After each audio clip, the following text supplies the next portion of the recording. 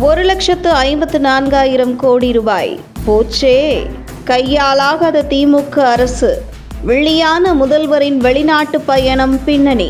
தென்கொரியாவைச் சேர்ந்த ஹுவாசங் என்டர்பிரைசஸ் நிறுவனம் கடந்த ஆகஸ்ட் மாதம் சுமார் 1,720 கோடி ரூபாய் முதலீட்டில் தமிழகத்தில் தூத்துக்குடியில் ஆலை அமைக்க இருப்பதாக அறிவித்தது.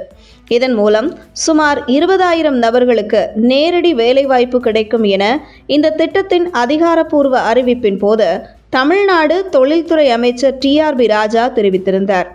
ஆனால் அடுத்த 3 மாதங்களுக்குள் ஹுவாசங் நிறுவனம் தமிழகத்தில் உள்ள தூத்துக்குடியில் தொடங்க இருப்பதாக இருந்த சுமார் 1,720 கோடி ரூபாய் முதலீட்டிலான ஆலையை ஆந்திராவில் தொடங்க இருப்பதாக விசாகப்பட்டினத்தில் நடந்த தொழில் கூட்டமைப்பு உச்சி மாநாட்டில் அறிவித்தது. இந்த விவகாரம் திமுக அரசின் தொழில்துறை தோல்வியுற்றதை வெளிப்படுத்துவதாக விமர்சனம் செய்த எதிர்க்கட்சித் தலைவர் எடப்பாடி பழனிசாமி, ஹுவாசங் நிறுவனம் கேட்ட நிலம் மற்றும் மானியத்தை திமுக அரசு கொடுக்க மறுத்ததால் தான் சுமார் 25,000 பேருக்கு வேலை வாய்ப்பை கொடுக்கக்கூடிய தொழிற்சாலை குஜராத்துக்கு சென்றுவிட்டது என எதிர்க்கட்சித் தலைவர் எடப்பாடி பழனிசாமி தனது அறிக்கையில் தெரிவித்திருக்கிறார்.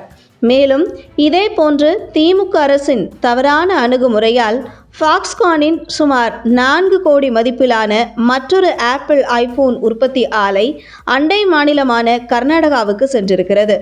இத்தகைய சூழலில் வரும் 2030ஆம் ஆண்டுக்குள் தமிழ்நாட்டை சுமார் $1 டிரில்லியன் அமெரிக்க பொருளாதாரமாக மாற்றுவோம் என திமுக அரசு தெரிவித்துள்ளது. வெறும் பொய் வார்த்தைகள் மட்டுமே என தெரிவித்த முன்னாள் முதல்வர் எடப்பாடி பழனிசாமி, மேலும் திமுக அரசு தொடர்ந்து தமிழகத்திற்கு வரவேண்டிய முதலீடுகளை விட்டுவிட்டு ஜப்பான், சிங்கப்பூர் போன்ற நாடுகளுக்கு முதல்வர் மு.க.ஸ்டாலின் சென்று முதலீட்டை ஈர்க்கிறார் என தம்பட்டம் அடித்துக் கொள்வதாக விமர்சனம் செய்துள்ளார் எடப்பாடி பழனிசாமி.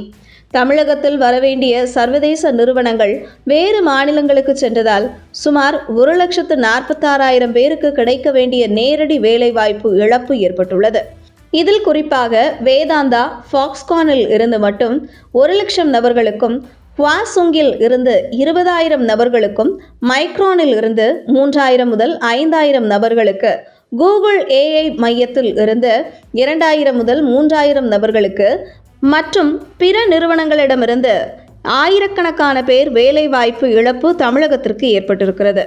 வேதாந்தா, ஃபாக்ஸ்கான் நிறுவனம் தமிழகத்தில் சுமார் 1,54 லட்சம் கோடி ரூபாய் முதலீடு செய்திருந்தது. இந்தியா வரலாற்றில் மிகப்பெரிய முதலீடு என்பது குறிப்பிடத்தக்கது.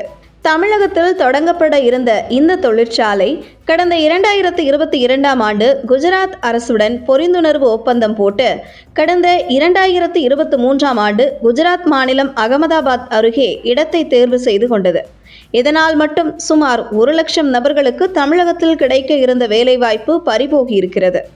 தமிழ்நாட்டை இலக்காக கொண்டு வேதாந்தா, ஃபாக்ஸ்கான் நிறுவனம் தொழிற்சாலையை தமிழகத்தில் தொடங்க இருந்த நிலையில் வேதாந்தா, ஃபாக்ஸ்கான் நிறுவனம் கோரிய நிலம் மற்றும் மானியத்தை தமிழக அரசு வழங்க மறுத்ததால் மிகப்பெரிய இந்த நிறுவனம் குஜராத் மாநிலத்திற்கு சென்றுவிட்டது என எதிர்க்கட்சித் தலைவர் எடப்பாடி பழனிசாமி தெரிவித்துள்ளார்.